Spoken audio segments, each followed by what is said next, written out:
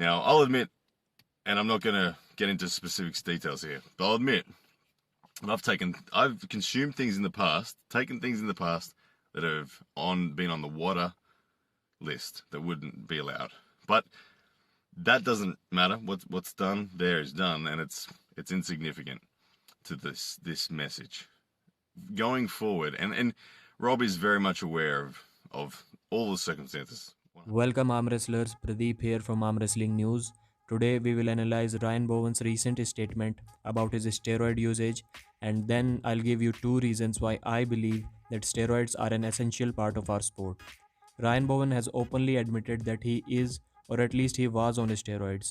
First of all, I respect that guy for his honesty. I mean, it could have hurt his brand, because steroids are still a taboo in our sport. Look how Michael Todd completely ignored the second part of this super chat when someone asked him to share his testosterone results. And that is when Rebecca has openly admitted many times that she has had Michael on TRT for more than 5 years now. Michael Todd never speaks about it, and I don't blame him at all because of obvious reasons. A flawless record. If he was a part of the WNBA, by the way, Michael, you should do a blood test vid and show your testosterone results. I could do that. do that. Here's the deal. I don't think LeVon's going to stay around without losing a round when he pulls meat. And till this point, Ryan also refused to talk about this. And despite being asked many times, he never said that he is natural, which again shows his honesty. If you watched my last video, I said that Ryan is at least on TRT. Travis Bagent also said that he believes that Ryan is medically enhanced and RVJ is natural. That can answer those questions.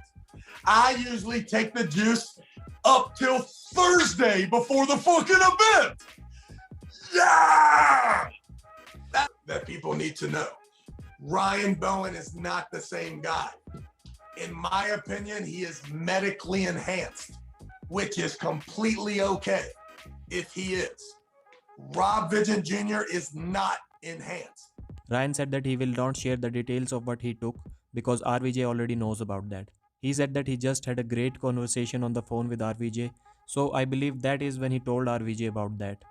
2 reasons why I believe steroids are a necessary part of arm wrestling for now. Number 1.